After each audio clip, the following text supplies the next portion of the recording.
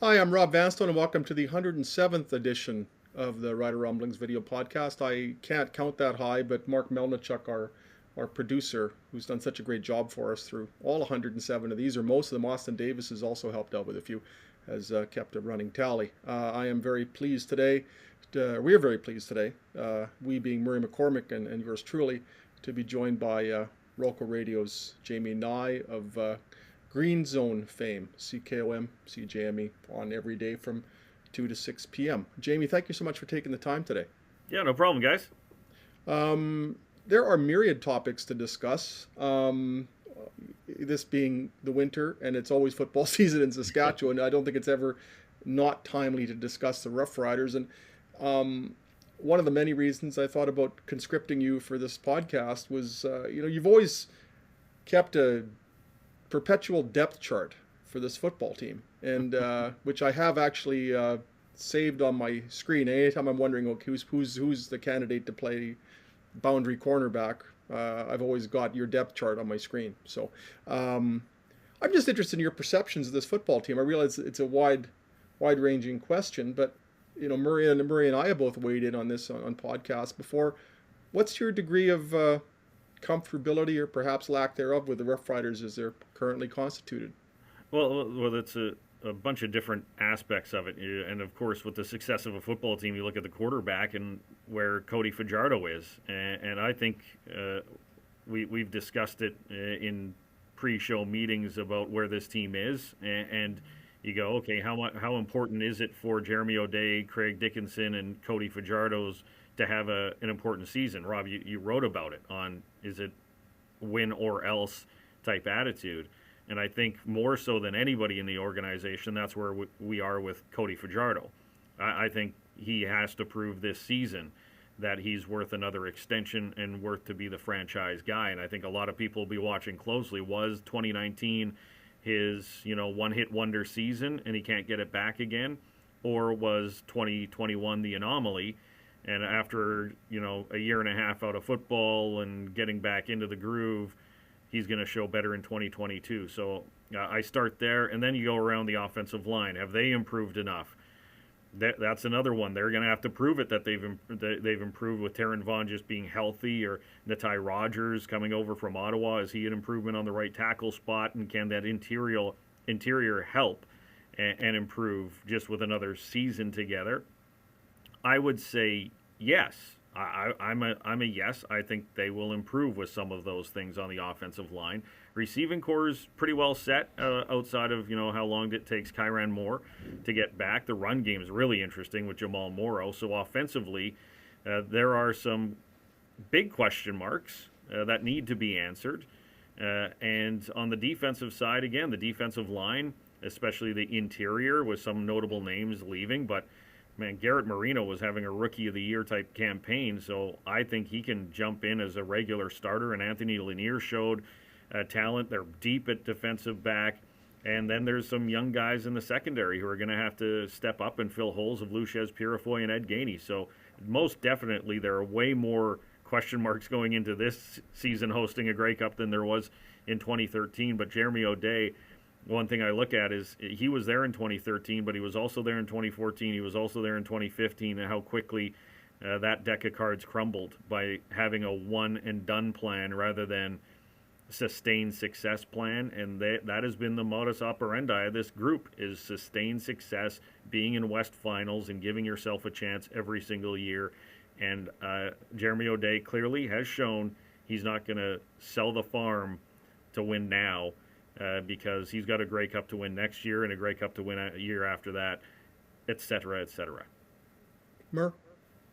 Well, the only position you missed, Jamie, was linebackers, and that's kind of a position I'm excited to see on the field with Darnell Sankey and Larry Dean and Derek Moncrief and Micah Tights. He's got four, I think, solid linebackers that are really going to provide so much different opportunities and so much variety for Jason Shivers that I think we kind of, maybe not overlooked it. You didn't overlook him by any stretch. You just had a lot of positions there. But I'm really excited about Moncrief. Man, he was great in 19. He was like the best Sam in the league.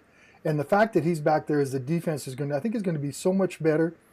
I'm with you on the interior of the defensive line, but I'm with you on Garrett Marino. I was laying in bed this morning trying to think about what Rob was going to get us to talk about, and Marino kept coming to my mind about how he played, and he got that knee injury. So maybe I think they're going to be better off than we thought they're going to be interior wise. But I'm saying it's all hooking on the offensive line. If the offensive line doesn't play better, do the Riders improve? Well, maybe not. But if the offensive line can play better with Natty Rogers and Taron Vaughn, and the guards and the center are all good, then I think if the offensive line has to be better for the Riders to improve, to make the next step to the Grey Cup. Because you and we all know the Winnipeg Blue Bombers haven't lost a step. They've lost a couple of guys, but it looks like they've gotten stronger. And that's the team everybody's chasing in the league right now. And I think you have to measure yourself against what you've done to improve yourself against the Blue Bombers right now. And the Riders have done about everything they can, but I think the Blue Bombers have done a whole lot more right now. Well, that's the battle of can you beat the best, and the best is the Winnipeg Blue Bombers. And is that offensive line going to be able to get it done against Willie Jefferson and Jackson Jeffcoat, et cetera, et cetera? Of course, they lost Stove Richardson to BC, who I think is maybe one of the most underrated signings in the CFL, is Richardson going to the BC Lions. But I still look at that Bomber front seven as, that's going to be a tough team to beat, and they need to be better. But Logan Ferland's going to be better this year.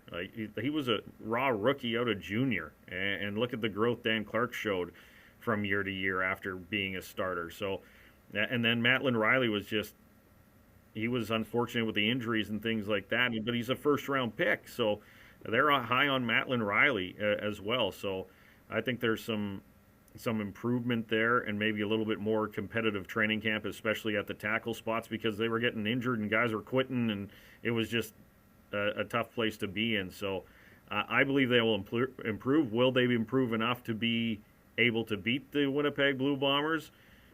Well, there's a few games this season where that's going to play out on the field, of course. It's got to be a better. Oh, sorry, Rob. It's got to be a better start to training camp. Okay, sorry. You mentioned earlier 2013, and it was sort of a one and done, or put all the chips in one, move all the chips in one direction. But in 2014, they were 8-2, and then their starting quarterback gets hurt, and everything falls apart. Are the Rough Riders not working without a net as they were post 2013, and that after Darian Durant there was nothing, and they have nothing proven or even remotely proven after Cody Fajardo?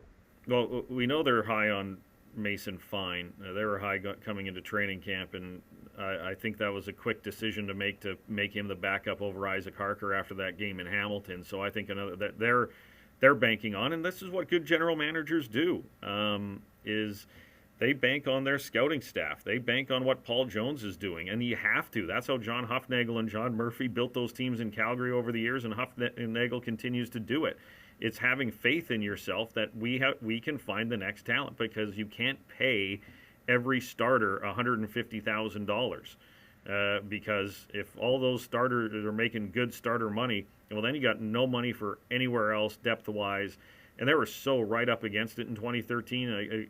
They were one injury cost them that $13,000 or $17,000 fine. That's how tight they were against the salary cap. There was just one. I think it was Rod Williams. They signed him to a bonus, and then he got hurt in the first or second game he returned from the NFL, and that put him over the cap. That's how tight it was. And that's not sustainable, because the next year everybody's going to want to raise after you win the Grey Cup.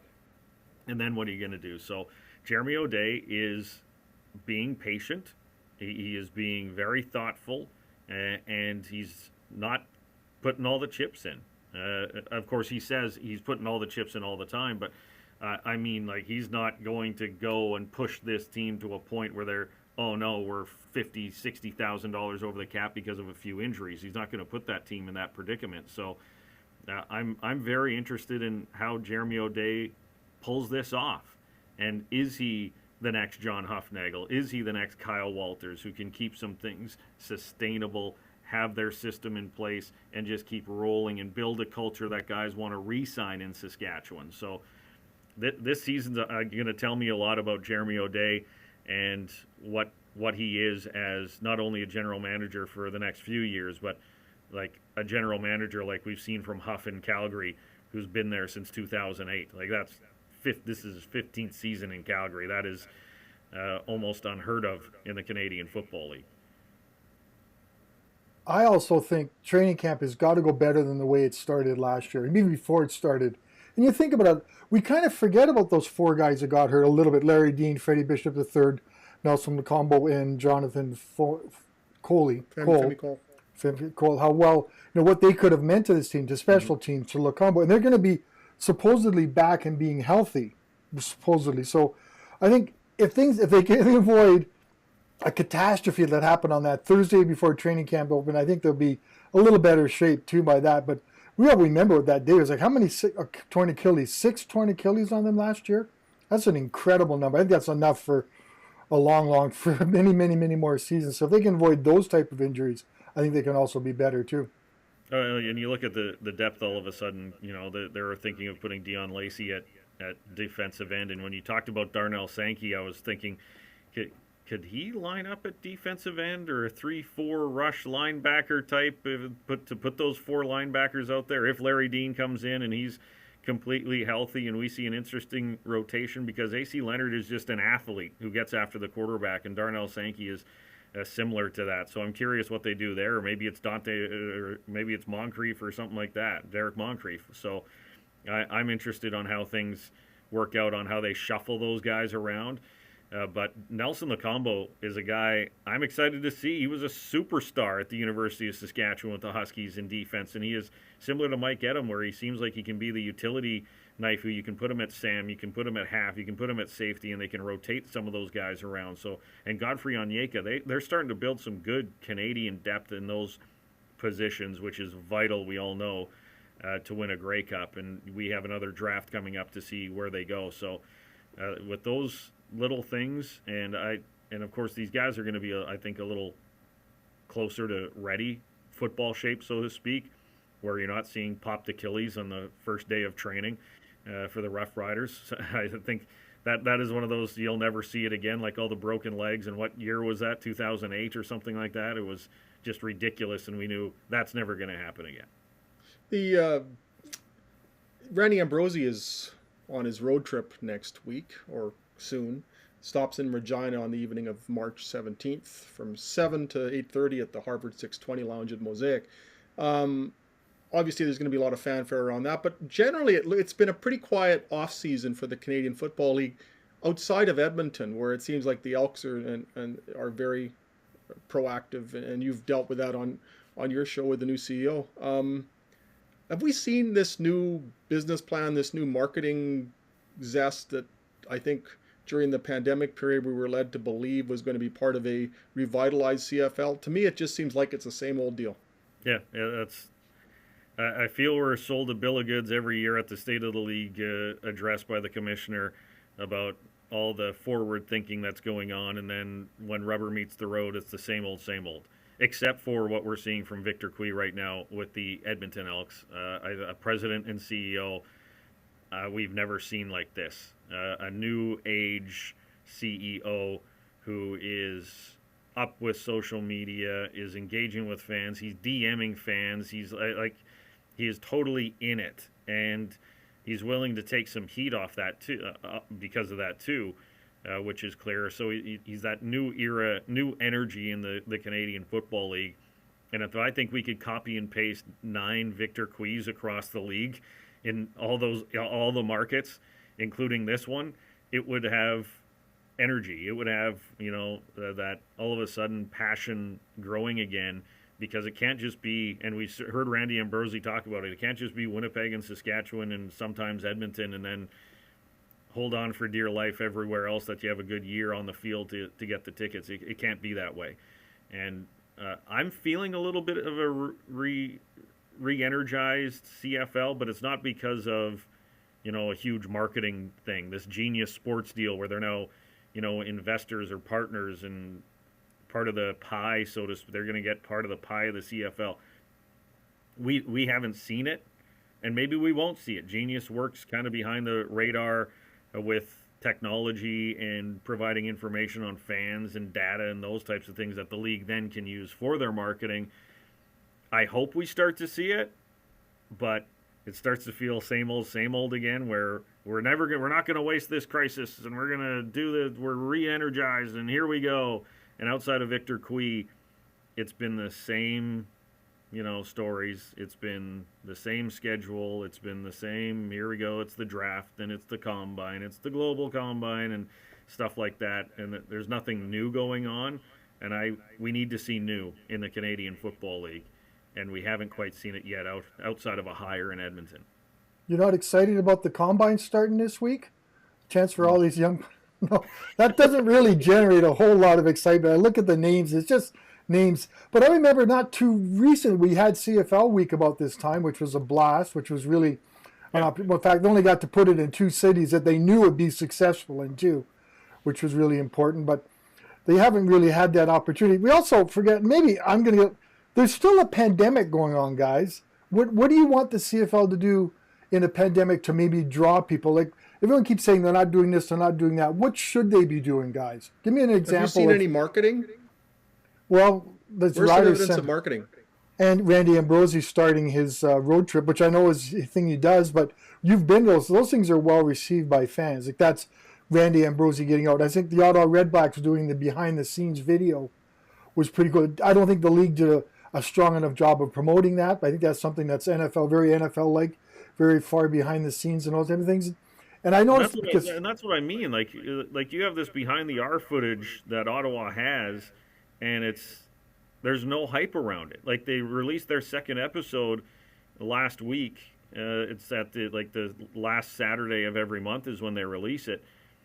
And we're not seeing, that pump up, the publicity, the clips on social media, the teases coming up. Yes, it's an Ottawa Redblacks thing, but this could be something the CFL latches onto as sort of their Hard Knocks type show and lead into it. And that's where I'm at, is where you have this stuff, you have content to really drive it, and you have the Ottawa Redblacks doing a little bit of it, but it's always more. They can always do more, and that's where I am on it, which is, man, I know the resources they have. I know the people they have. They have great people. They have at CFL offices. This is their job, is to create the content. I'm one of those. I write for CFL.ca, right? But when you have this behind the R stuff, keep it going. Create the momentum. Have some things leading into that Saturday. Pump the what out of it on Saturday when it launches to get people watching, because I was intrigued by it. It's cool to go behind the scenes and see how it works, and it was only 13 minutes long. It's a coffee break to watch this thing, and I think that's where the content is now. You can't have 2-hour-long documentaries. People don't have the time for that, so to speak, but to watch a show in 10 minutes during a coffee break on Inside the CFL or Behind the R, it's great content. Push it out better. And I mean, it just seems to me that you can refer to this as the CFL's off season, but it's the most crucial time of the year when it comes to selling tickets. This is when the season tickets are being sold. This is when they're basically trying to get their revenue streams going so that they're reliable during the season and they're not dependent on walk up, which then factors in weather, etc., and all sorts of variables that can be detrimental to ticket sales. I just, just from the top down, I just think they should have their foot, the gas pedal slammed down, 12 months a year, 7 days a week, and I just don't see that. And if the pandemic and then the horrible product that they put on the field last season and the concomitant reduction in attendance don't wake them up and attune them to the imperatives of really selling this product, what will? Well, it's going to be the one thing that sells is what you said. It's the product. It's on the field. It's got to be entertaining again. It's got to be high flying again. That's where it starts and ends. Is what you are on the field needs to be there. But to get people watching and to get that product, what are you doing off the field to drive them there to even want to watch?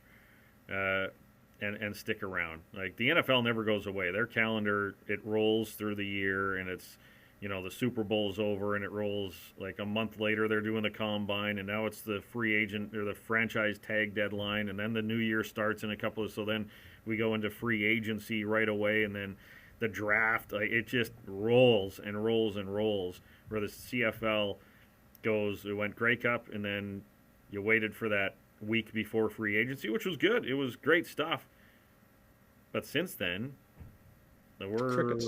yeah, it's going, okay, where are we going? They need a early March, and that's when CFL week was. That's when they brought that in. It was a great idea. I know with the pandemic you're not going to be able to do that. And the combine's in Indianapolis every year. Is that something the league has to look at? Is it just, let's go to Saskatchewan? Because that's where the media heartbeat is. Like, look at all the reporters that cover the CFL in this market compared to other ones. So we're going to be covering it. We're going to be there. They're going to send TSN. They're going to send partners. And we can get into that debate as well on the TV contract. This being an exclusive league in television, I think has been a detriment to the league because Sportsnet completely ignores it. Other people completely ignore it because it is an exclusive, and I know they get a lot of money out of it, but I think that's also what drives the NFL and other leagues is they have TSN, as much as they're not the national hockey person anymore, they still have Leaf games, they still have Jet games, they still have Ottawa games and Montreal games to promote and get people watching. And Sportsnet is doing the same, and CBC still has a piece. So when that contract comes up, I would really like to see like what the NFL does with their feature games. Amazon wants Thursday night. Okay, Sportsnet, do you want Friday night football? Okay, TSN, you don't want to give that up? Okay, TSN, give us some money for if that's the franchise you pay us. What do you want, Sportsnet? You want Thursday night football? You want Saturday night football? Something you can build a brand around as well? I think you really have to look at that. As much as TSN has been a fantastic partner for the league, I think exclusive TV deals actually doesn't benefit the grand scheme of things in the CFL is to a bigger, broader audience. We need to take our halftime break. This will be a very momentary break so that Murray and I can actually hope to counter the wisdom that we're hearing from Mr. Nye. We'll be right back after this short intermission. And that's the end of the short intermission. We're back. Jamie, you spoke before the break about the TV deal, and it wasn't something I had on my list of questions, but I think it's a really intriguing topic, and it's something about which you're obviously passionate. I know Murray and I have talked about this amongst ourselves. It's to me, the TSN thing has always struck me as there's some positives and some negatives. I mean, they've basically been the benefactor or a key benefactor of the league since they had assumed the exclusive rights. And I think it's arguable that the CFL might not even exist in a recognizable form if not for TSN. But to what extent are they well served by this arrangement in terms of exposure? And one thing that's always kind of I've noted is like, TSN is the World Junior Network. They've got the rights and they just pump World Junior through Sports Center and whatever. You watch TSN Sports Center and you wouldn't guess in a million years most of the time that TSN is the CFL's exclusive rights holder. I think a lot more can be done within that model to keep getting, to keep pumping interest in the CFL, because Sports Center just seems allergic to it. But we'll have our Aaron Rodgers updates all the time. Well, change the score bug would be one thing. Like, it's been the same score bug. That's when one thing is the image, the look of TSN. It's almost the same as it has been since the exclusive takeover happened in 2008 2008, because I think CBC's last game was the 2007 Grey Cup. So that's where I look at those little things. Can you put timeouts on the score bug, like college football? And well, even I was watching U Sports programs that had the timeouts displayed, like just little things like that where it's like, please, can we do something there? But overall, like, TSN has been a fantastic partner. Did they save the CFL? Absolutely. And they're at the table on a lot of these things. They're in the room. So that's why it might be impossible for them to get out of the exclusivity deal unless TSN says, we don't want to do that anymore. And that would be devastating for the league. And that's what I look at how the NFL drives. They have ABC, CBS, Fox, and NBC are all partners. And when you see where the game's on, They're partners to the point of you're going to get this game on CBS. You're going to get this game on Fox. They don't ignore it, right? Like sometimes during the World Juniors, Sportsnet, you barely see much on the World Juniors, maybe a score, but they're not going all in like TSN is. And I agree with you on what you said about can TSN do even more? With budgeting, I don't know if they have the will to be quite honest, and that's unfortunate because they know they know they have a great product. FRC meetings every year at Grey Cup week. TSN has a whole table there, and they're there, and their reporters are there, and they love the CFL. But you wonder what constraints are from above. That if the viewers aren't there for a Wednesday show, are they going to put the production cost into it? And the answer has clearly been no. I also think people make the assumption that Sportsnet and CBC want the CFL back. I don't know if I've seen, maybe it's their lack of interest that gets me so that maybe they're not all that interested. It's a financial commitment. TSN has made that commitment to that. So I wonder if these big networks, do we keep thinking, do they want to make that commitment? Because same thing you talk about budgets and staff, CBC's staff has gotten marginally smaller. It doesn't seem to be that way in Olympic year. So I wonder if they're really interested in that. Maybe it's just fans and media who are proposing this, and the guys who decide what the coverage is going on. They're saying, the CFL is kind of a regional network in a sense that TSN does it, but I don't see putting CFL games on Sportsnet and CBC being the solving all the CFL's woes. I think TSN has become destination viewing on a Friday night. They're not giving up Friday night football for anything.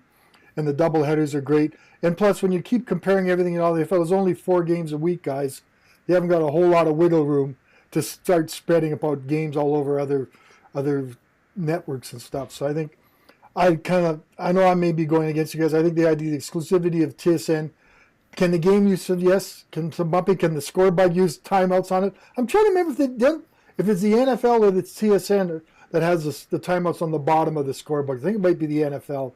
And I agree with you. They can do some freshening of the game and maybe finding other ways to present it. But I think keep it on TSN. Everybody has TSN. It's not going to make any difference if it's not. They have to go hunting on another television station. I say exclusivity TSN. So there's my rant for the day, Rob. You're next.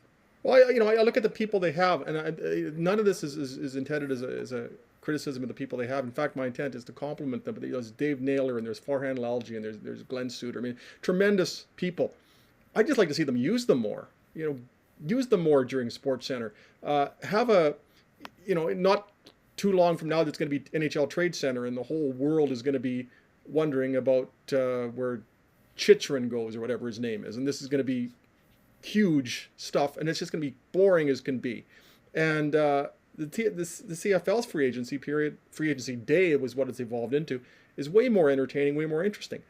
Why not dedicate, especially when you have 5 channels, why not dedicate some live coverage, taking advantage of these tremendous people you have like Dave Naylor, Farhan Lalji, etc., Glenn Suter. Let's use them. Let's use them live. Let's use them during what would usually be a dead time of the year and a dead time of the day.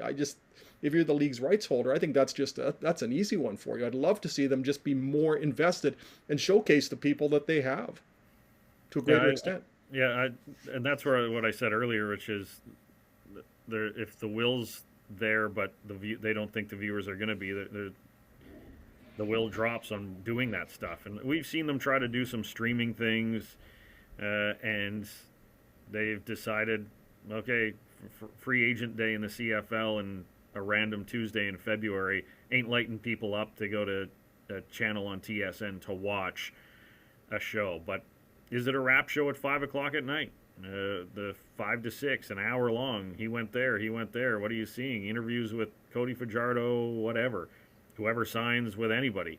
You are the exclusive rights holder. It's not like anybody says no to TSN when they have interview requests for those types of things. So I absolutely see it. And to Murray's point on, is anybody else interested? That is a 100% fair point. Is Sportsnet actually interested in coughing up money for this? Maybe not, because they look at it and go, we have baseball in the summer and we have hockey in the fall. So where are we going to put a game if we're not getting Friday nights? We're not putting the Saturday games on up against Hockey Night in Canada for us. And, in baseball season, we're not going up against the Jays on a Saturday afternoon. So that leaves them out of the equation potentially? Absolutely. Last week, we heard that there was a theme for the 2022 Grey Cup. Bring it back to the heartland. I don't think this is going to be something that's as memorable as Huddle Up in Saskatchewan or even Flat Out in 2003. But there was that. I don't sense that there's a real Grey Cup buzz building, but I don't think there's a real novelty to a Grey Cup coming to Regina. In 95, it was such a big deal because we never imagined we'd even see this. And now there have been 2 subsequent Grey Cups in Regina, and one of them the Rough Riders have won. So I think we've pretty much seen everything you're going to see from a Grey Cup, except for the fact that it's in the new stadium here. What kind of vibe are you getting, Jamie, with the Grey Cup coming here? Not a lot of vibe on, like, 2013. It had a different feel. I don't know what it was. Maybe it's because Brendan Tammon went out and got G. Simon and Ricky Foley, and there's the John Chick drama right before training camp, and those types of signings were coming down, so it led to excitement about it. I'm really interested in the first game of the season and what that stadium looks like, especially coming through that pandemic, and there was 25,000 people there, sold out Labor Day. They brought in the vaccine passport, and we were down to like 17,000 people showing up to games, and it just felt like the buzz wasn't there. So I'm really interested on the opening games in summer and what we see attendance wise, because usually a Grey Cup year, when you buy a ticket, you can get a Grey Cup ticket. It's the hottest ticket in town all summer and into the fall to go to a Rider game, and I don't know if that's going to be the case this year or not. Because the vibe I get, even talking about the Riders on the show, it's people aren't really jumping on the phone lines and engaging on what's going on with the Saskatchewan Rough Riders. And maybe it's because Jeremy O'Day has been pretty well stay the course and no big name signings outside, Sankey and Moncrief, and the Duke Williams thing. But that's where I'm at in Rider Nation. Maybe I'm completely misplaying it. Maybe people are just really fired up to go to Mosaic. But the group I'm around, it's guarded on what they expect from the team and the league in 2022. I think sports fans are slow to come back to anything right now. And I know you're seeing the attendance numbers in the NHL. The games I watch, the highlights I watch, I see there's lots of empty seats. Calgary has lots of empty seats. Edmonton, these teams that are pretty good, even except for Toronto, is always filled in Toronto. So I think sports fans are still getting used to the idea of coming back. Even you look at this, we're slowly getting concerts back in our lives. Like Chris Stapleton's coming. Nelson Ratcliffe has just got announced for 2 of my favorite bands, by the way. So anyway, Night Sweats. So I think people are still adjusting to that, Jimmy. I still think we're getting the idea, like, I don't know about you, but I went shopping the other day at Safeway, and I tucked my mask in my pocket, and I didn't wear it for the first couple of minutes. Then I put it on just because I felt more comfortable. So I think we're still getting used to being whatever normal is going to be. And I think fans are going to be a little more reluctant to jump on there, go to Mosaic Stadium with that. And I think they're just going to take a little bit of time to warm up. And right now, we're also coming back, if you talk about coolness towards the Riders, we're coming off the Olympics, which was a big, and the time frame of that when the time change, it was a commitment to keep in touch with the Olympics. Yeah. And we all did, and we loved every second of it. Now we're in the Brian. I think it's a time of year when fans are just slowly getting back to things. And I think I'm kind of optimistic that it might come back and it'll start building towards that Grey Cup thing. And that's because it's going to be a festival. We don't know what kind of festival it's going to be like, but it's going to be pretty cool. And I think fans are just going to be a little slow to embrace what our new normal is. And hopefully our new normal involves more than having to wear masks and those kind of things. And maybe they'll start picking up once the football season gets in, whenever training camp rolls around. Well, and it's weird because that's this market where I'm feeling a little bit, and maybe it's the same old. It's just Rider fans are going to show up, but I do feel an energy around the CFL as a whole, and maybe that's the Edmonton Elks and the new branding and selling more season tickets than ever before. But even in Ottawa and Hamilton, now what's going to happen in Vancouver, Toronto, and Montreal are going to be very interesting coming out of this, but. I feel there's a little bit of an uptick broadly, CFL, on where we're going and what this league's going to do. And I do believe the product on the field is going to be better. Because if it's not, well, then we're in big trouble. But I really do believe that the product on the field is going to improve in 2022, and it's going to be maybe not all the way back to where it was, 5, 6, 7 years ago when there was a lot of 35, 33 games or anything like that. But I think it'll be a lot better than, 20 to 17 every week in the Canadian Football League. What gives you that feeling, Jamie? I just look around the team and the teams going in, and I think Jeremiah Masoli is going to make Ottawa better at quarterback. I think Dane Evans is still a great quarterback. I think Toronto's still going to be a good team. Montreal with Vernon Adams Jr. and who knows, Trevor Harris. They have a good offense gelling here in Saskatchewan. It's going to be interesting what Winnipeg without, Andrew Harris, who's gone to Toronto. Bo Levi Mitchell and the Calgary Stampeders with Reggie Begelton and Kamar Jordan and those guys and back together again. BC's a big question mark on what they have a good receiving core, and Edmonton's another one. Those are two teams where I'm like, I have no idea what to expect from the BC Lions and the Edmonton Elks at all. But overall, I just feel like it's going to be a very competitive Canadian Football League and a very competitive East Division in that Canadian Football League, and Calgary, Saskatchewan, and Winnipeg, and maybe some wild cards with Edmonton and BC fighting it out in the West again. That's what fires me up about the season. I think it's going to be competitive, and I don't see a couple of dogs like Ottawa and Edmonton and BC were last year. I just don't see that happening again. Hey, no disparaging dogs here. No, sorry. There she is. Isn't she adorable? Say hi, Candy. There had to be one. Yeah. Candy shot during the podcast. She's so is cute. it really Rider Rumblings without Candy? Yeah. She's so cute. Mur, you're so cute too, Mur. I kind of have to say that I really like the Edmonton Elks new logo. I know it's not new, the old logo. I kind of like the way it looks. I know that's kind of, Edmonton seems to be doing everything, but what do you think of that logo? I like the Elks logo too. I thought it had potential they could have hang on to, but I like the double E. I think that's you're an old Edmonton guy, Jamie. You worked there for a while. What do you think of that new logo? Well, that's where Victor Quiz won. Is he went out to the fans and what do you want? And I never understood why they went away from the double E. Like they ticked off so many people, longtime people there by changing the name, period. And then they got rid of the double E and went to the elk logo, which I was like, okay, sure. It's there. And it's still part of their marketing, of course, that elk logo. But on the helmet, it's the double E.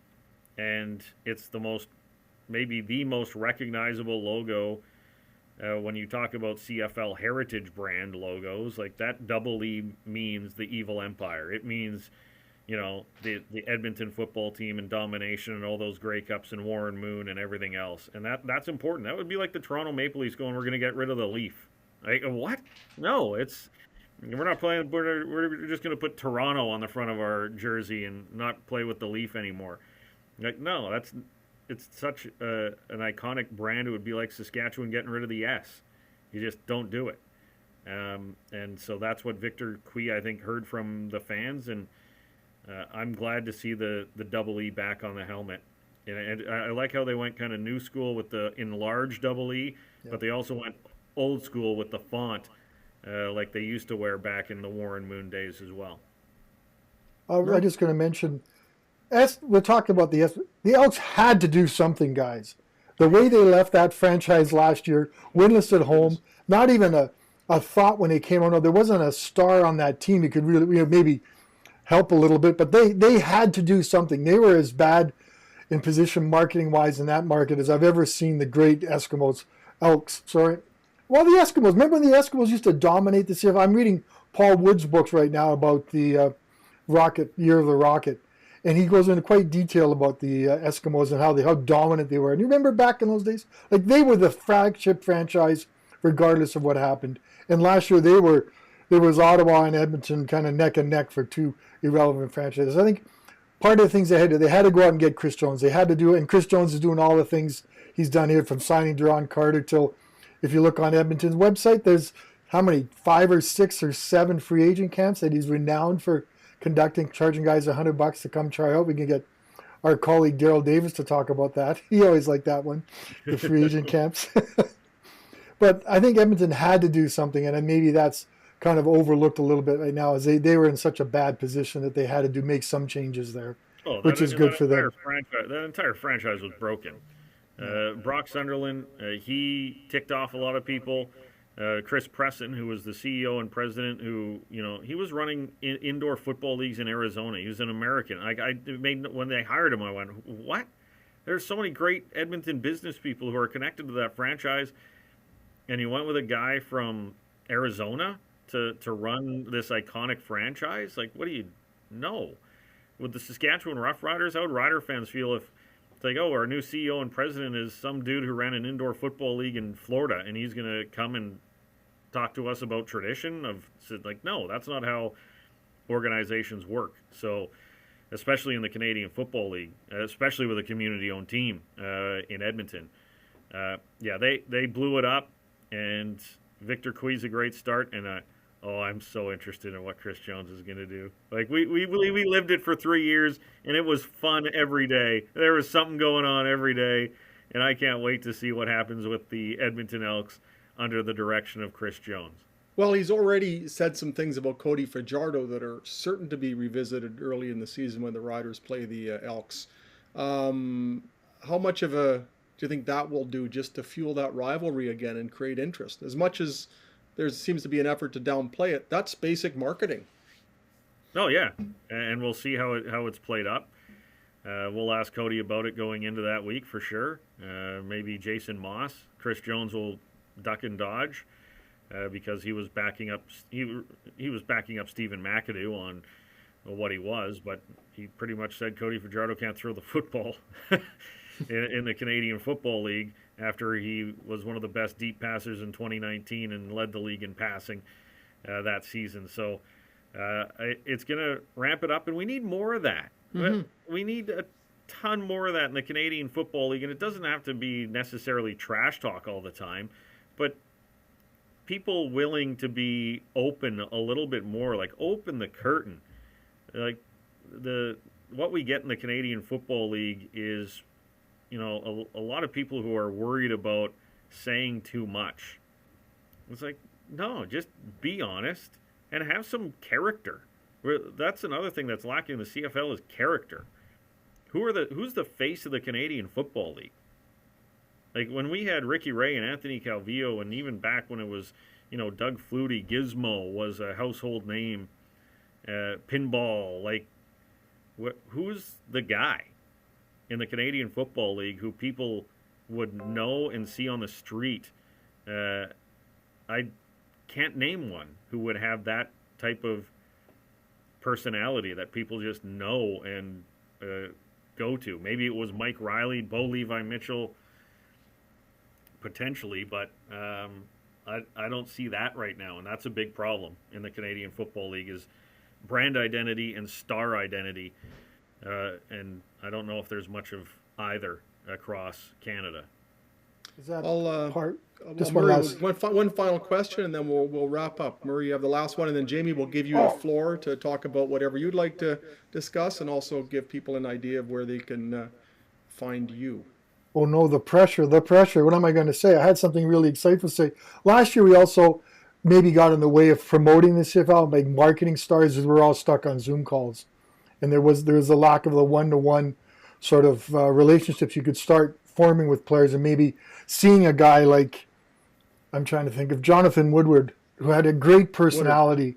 Woodard had a great personality, but we only got him through Zoom, so we never really got to know the guy, what type of player he was, and that kind of thing. So hopefully we're back to a world where we can actually get some one-on-one time with guys, get to know them, get to present them in a manner that's a little different than going on a Zoom call where everybody else takes the one quote he has and finds their own way of putting it in their own context. So maybe with a return, as I mentioned at the beginning of this podcast, a return to normal maybe provide us an opportunity to sell these guys a little bit, to maybe market them a little more than Cody Fajardo, and say there are other guys on the Riders who have personality like Jamal Morrow. And Micah Johnson was another guy with a lot of personality and things like that. Duke Williams has got tons of personality. Yeah, and let's see it. Let's hear it. Hopefully, in the NFL, we're allowed to be in person again, and those types of things, because it helps. It helps build when people hear their stories, and they could be heartbreaking stories or, down on your luck stories, or just a guy who likes to laugh and have fun and, maybe talk some trash for going into a game. It's all good. Rather than 3 guys a day, when when back in 2019 it wasn't. It was you got 3 guys. One person got 3 guys a day, but that meant there were 9, 10, 11, 12 players talking every single day.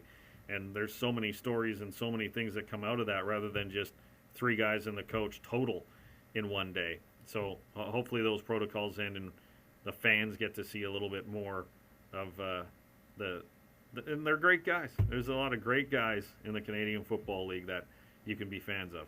Rob, can I just make one more last statement? Sure. Yeah. Jamie and I are big-time curling fans. I know that. We've got 2 Saskatchewan teams that might get a chance to end this curse, 42 years. I don't know. Did you watch last night's game between Cooey and Dunstan? I missed a little bit of it, but I watched the last half of the game. I picked it up in the 6th end, but I missed a couple of the great shots in the early going.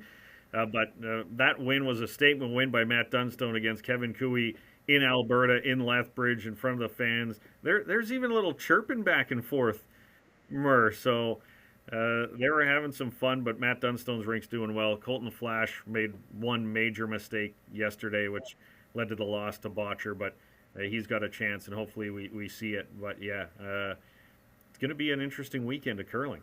People tell me, Jamie, what's your week like? Sorry, go ahead, Rob. Jamie, what's your week like coming up in the green zone? Anything you'd like to... the soapbox is yours. Does anybody even use soapboxes anymore? That's such an archaic term. Anyway, this is your only speaker's short corner, television Jamie. Reporters who have to stand next to very tall television reporters when the soapboxes come out. I think Lee Jones used to use that trick back in the day.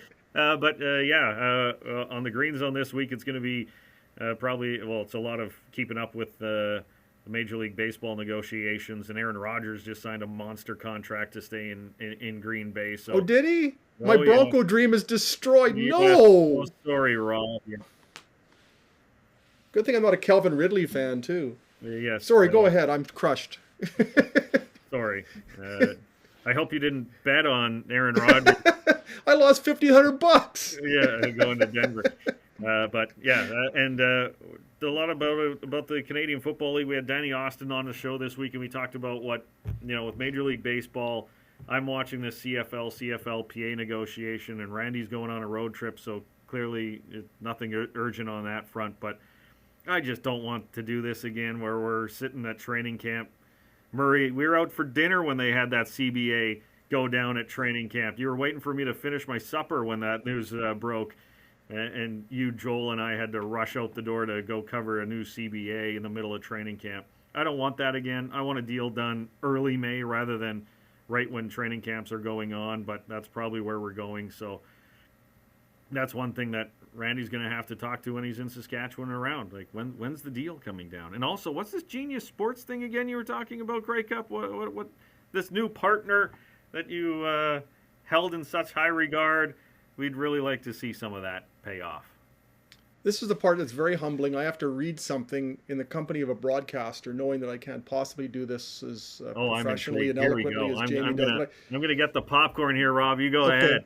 There'll be no you-knows, there'll be no ums, and I'm going to nail this. I feel the pressure, though, so this could be tough. But I have to read this. If you enjoy the podcast, please leave a review and a 5-star rating. So far, so good. It helps us grow the podcast. I'm 2 for 2 with sentences. You can subscribe to the show on Apple Podcasts, Google Podcasts, Spotify, Stitcher, or wherever you get your podcasts. I'm half done now. If you'd like to send us a question, you can email Rob at rvanstone@postmedia.com, and we'll read it on the show. You can follow me, Rob, on Twitter at Rob Vanstone, or Murray at MurrayLP. Jamie, I nailed it. Where can we find you on Twitter? At Jamie Nye is where you can find me, or, of course, the show website for the Green Zone is Green Zone SK. Perfect. Murr, thank you so much. Jamie, we really appreciate you taking 49 minutes and 38 seconds out of your busy day to join us. We've all put Candy to sleep. So hopefully the audience is more resilient. For Jamie, for Murray, I'm Rob. Pardon me? I said it's a podcast for the dogs. It's a pawcast. Isn't she cute? For Candy, I'm Rob, Murray, Jamie. Thank you so much, and we'll do this again soon as events dictate. Take care.